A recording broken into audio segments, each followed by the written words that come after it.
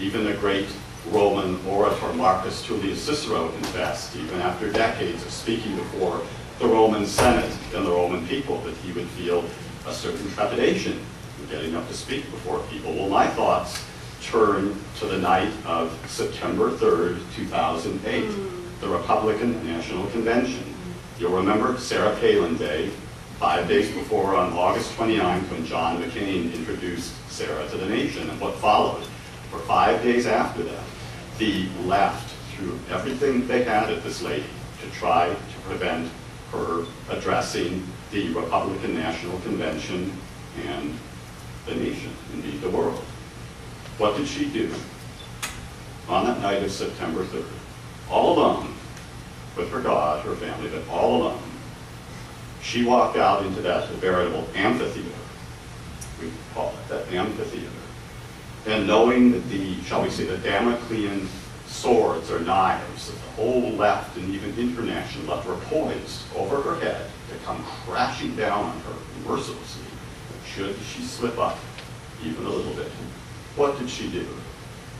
She hit that thing deep into the night, a grand slam home run, if there ever was one. 10 million people.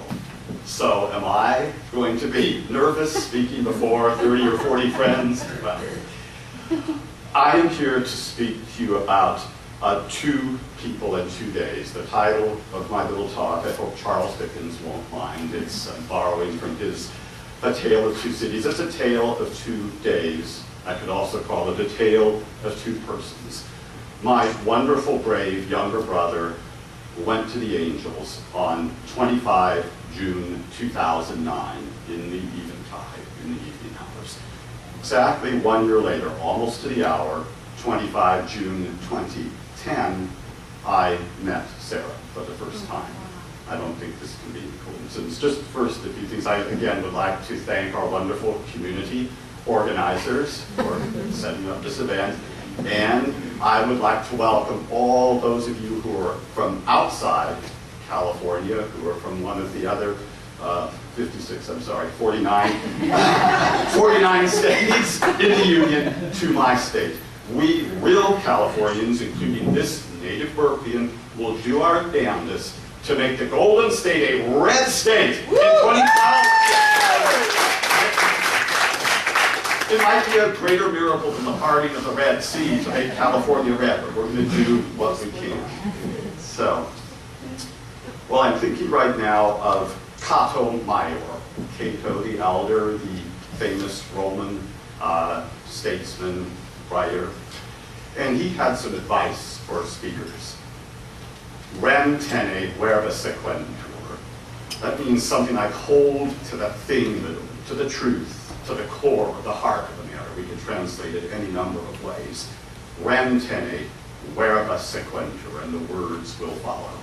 So, in the tradition of our beloved Sarah, if you can't read it, it's got Nicholas and Sarah. Now, Nicholas is my younger brother. Everyone else called him Nick, but my mother and a sister and I called him Nicholas. My mother was my late mother was a formal person, so she liked Nicholas, but he was Nick to most people. And then there's our Sarah. And I think if I look at this and just think of these 2 persons about whom I wish to speak to you, I'm going to be just fine.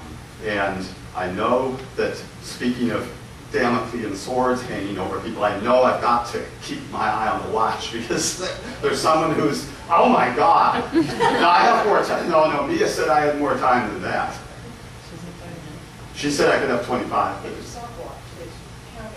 Oh, I thought it was a countdown. And I saw 4 minutes and I was going to freak out, like, speaking tongues or something. Okay. You scared me there. Okay, no. Just a few words about my younger brother. I'm going to try to pick out a few tiny little vignettes, as that were, just to give you some idea of what sort of person he was, and then I want to move on to my evening with Sarah. Just a few outward facts. My brother was an attorney, also a native of Berkeley by profession, a husband and father of my wonderful niece Susanna and nephew Brendan. To give you a little bit of an idea of him, his taste in music ran the gamut from the Beatles to Latin Gregorian chant, and I think everything in between. And he was a singer. I think he knew everything about the history of music for the last, I don't know, 300 or 400 years.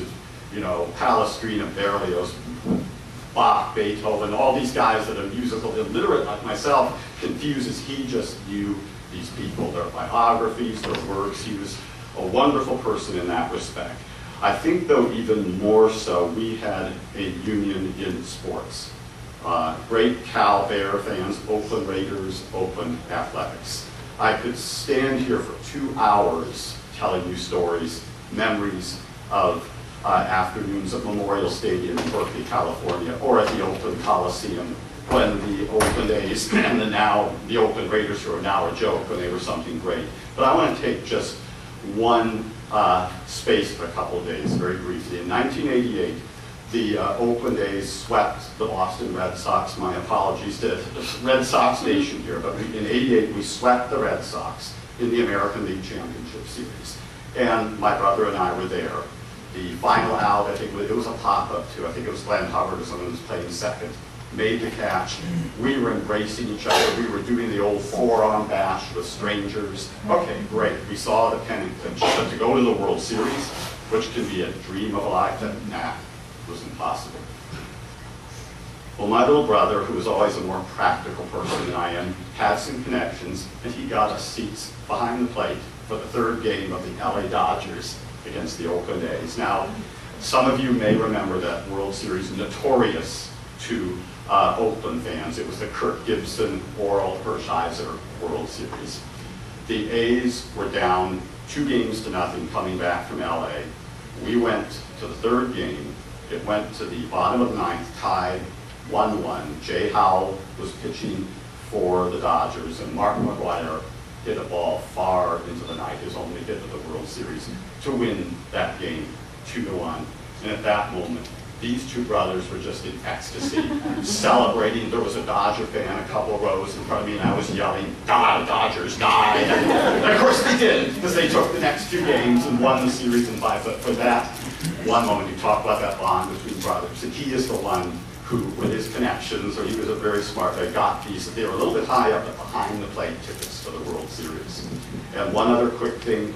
We had thought for years, and it never came off, of collaborating on a book on the Games 7 of the World Series. It would have been called The Seventh Game. And the history of those games is very fascinating. In the 50s and 60s and even early 70s, the road team often won Game 7 of the World Series. But if this book is to be written, I shall have to do it ipse solus, by my own little lonesome, in his honor. Okay, I know I'm to be the hourglass. Time, enemy of mankind, right? So, not our servant, it seems something. So I must forward to my brother's illness. In the summer of 2008, he began to experience strange symptoms. About September 18th of 2008, he was diagnosed with brain cancer. He was at home for the rest of that year, undergoing the radiation and chemotherapy. But from February on, he was in and out of various hospitals. He died in June, but I want to tell you a little bit about how he died. I think that if there are any nurses or doctors here, they can probably tell you that serious illnesses and extended hospital stays can sometimes really reveal the essence of a person. Some people will end up, cursing and cussing at their nurses. Well, my brother, who was a very strong, tough guy, I don't think he ever lost a fist fight, as far as I know. He was the soul of courtesy, unfailing, unflagging courtesy to the nurses. He never swore that. He was always thinking of others.